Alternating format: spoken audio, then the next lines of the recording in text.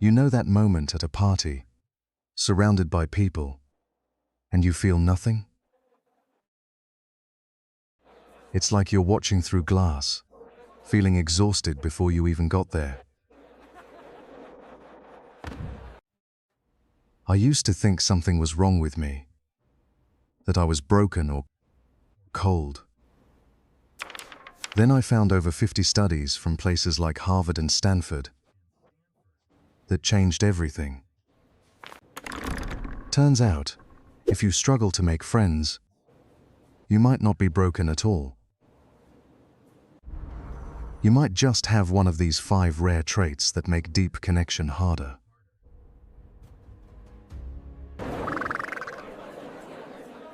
But here's the thing, it's not impossible, so stay with me to uncover the truth. Let's start with the first one, which hit me the hardest. Deep processing.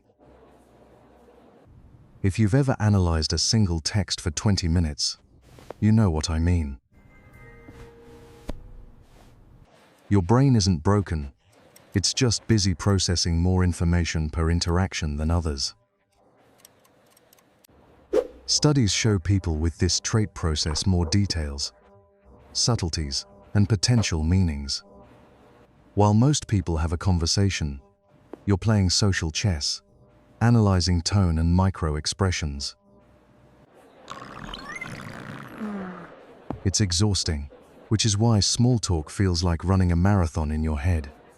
But here's the reframe. You're not overthinking, you're deep processing, and that craves meaning. This leads us to trait number 2, quality over quantity in friendships. You'd rather have 2 real friends than 20 acquaintances, and that's perfectly okay. You've probably been told your whole life that you need more friends. But that's wrong. The Harvard Grant study, spanning 75 years, found it's not the number of relationships that matters. It's the depth of those relationships that predicts your long-term well-being and happiness. Researcher Jeff Hall discovered it takes roughly 200 hours of quality time to form a close friendship. When you see people with dozens of friends, you're not failing, you're just being selective. You're not willing to call someone a friend after one coffee, and that's not antisocial. That's selective. And honestly, science says you're doing it exactly right. Trait number 3 explains why those 200 hours feel so much heavier for you. This is heightened sensitivity, which makes every interaction feel more intense and demanding. Dr. Elaine Aron's research found that 15 to 20% of the population are highly sensitive people. Brain scans show highly sensitive people have more gray matter in areas linked to empathy and awareness. While everyone else watches the world in standard definition, you're stuck with an ultra-high definition experience. You're basically an emotional antenna, picking up signals most people don't even know exist. This trait kept humans alive, as ancestors who noticed rustling in the bushes survived longer. So you're not too sensitive, you're highly attuned, which is a gift most people would break under.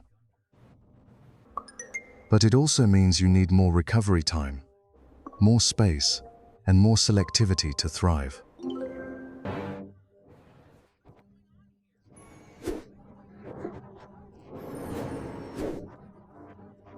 This brings us to trait number 4, which confuses people the most: self-sufficiency.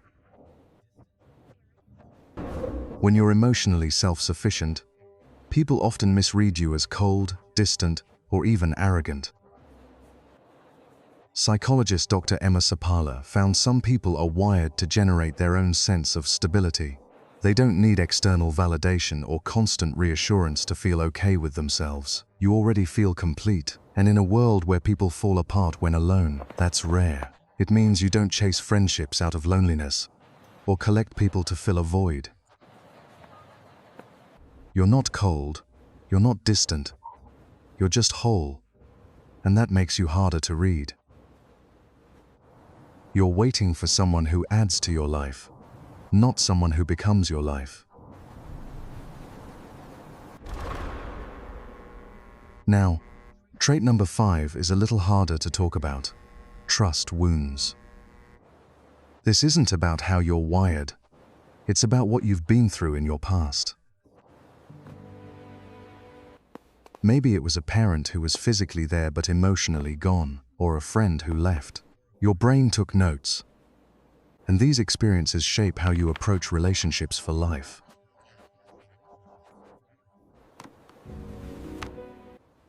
Your nervous system learned to protect you, to watch for signs, and keep people at a distance. That's not damage, that's data. Your walls aren't paranoia, they're pattern recognition. You're not refusing to let people in, you're just not letting the wrong people in easily. You're not broken, you're not cold, you're discerning, and you earned that the hard way. There's a difference between protecting yourself and hiding from connection altogether.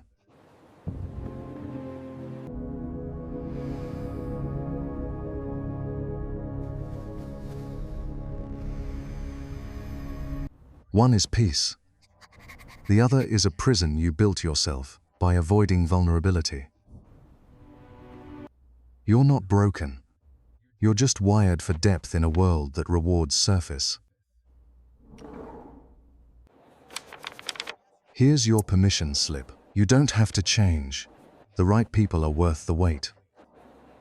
If this made you feel seen, hit subscribe, and I'll see you in the next one.